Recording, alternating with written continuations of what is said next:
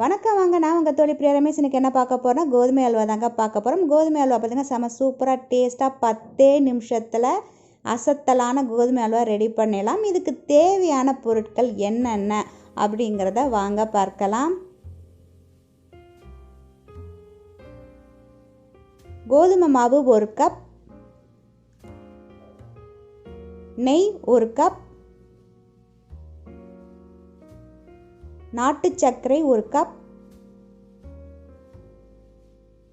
பாதாம் 15, ஏலக்காய் தூள் 1 டீஸ்பூன், உப்பு 1 சிட்டிகை. நெய்யில் 1 கரண்டியை முதலையே தனியாக எடுத்து வச்சுக்கோங்க, கடைசியாக சேர்க்கறதுக்கு. பாதாம் இதுமாரி 2ஆக கட் பண்ணி எடுத்து வச்சுருக்கேன். இதை நெய்யில் வறுக்க போகிறோம்.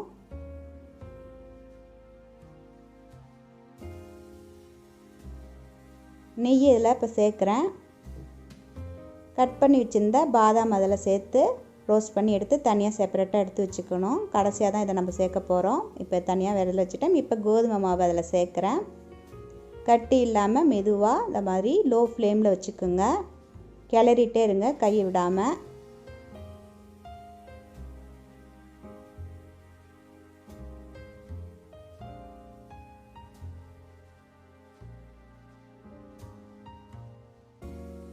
இதில் நாட்டு சர்க்கரையை சேர்க்குறேன். உப்பு 1 சிட்டிகை, ஏலக்காய் தூளும் சேர்த்துக்கலாம். நாட்டு சர்க்கரை பார்த்தா நீங்கள் சுகரோ ப்ரௌன் சுகரோ உங்களுக்கு எது விருப்பமோ அதை சேர்த்துக்கலாம். இனிப்பு அதிகமாக தேவைப்பட்டாலும் அதிகமாகவும் நீங்கள் சேர்த்துக்கலாம். இப்போ இதை நல்லா கலந்து விட்டு இந்த கப்லேயே 1.5 கப்பு தண்ணி இதில் விடுறேன். இதெல்லாம் மிதமான தீயிலே அப்படியே கிளறிட்டே இருங்க. கோதுமை வேகிறதுக்காக இப்போ நல்லா இப்படி கிளறிட்டே இருங்க.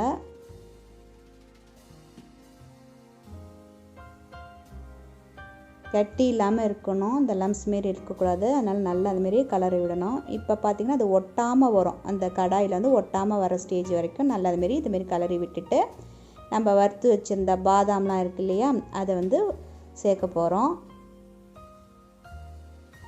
இந்த கன்சிஸ்டன்சிக்கு வந்தோடனே அதை சேர்த்துக்கலாம். ரொம்ப நல்லா டேஸ்ட்டாக இருக்கும். இது சட்டுன்னு செஞ்சிடலாம். இப்போ அதை சேர்த்துட்டேன். நெய் ஒன்று வச்சுருந்தோம்னா அதையும் சேர்த்துங்க. சேர்த்து நல்லா கிளறுங்க. இப்போ அல்வா ரெடி ஆகிட்டு நீங்கள் செஞ்சு பார்த்து உங்களோட கருத்துக்களை மறக்காமல் பதிவு பண்ணுங்கள். இது வரைக்கும் சேனலை சப்ஸ்கிரைப் பண்ணி வச்சுங்க. பக்கத்தில் இருக்க பெல் ஐக்கானை ப்ரெஸ் பண்ணுங்கள். உங்கள் ஃப்ரெண்ட்ஸ் எல்லாத்தையும் ஷேர் பண்ணுங்கள். நன்றி, மீண்டும் சந்திப்போம்.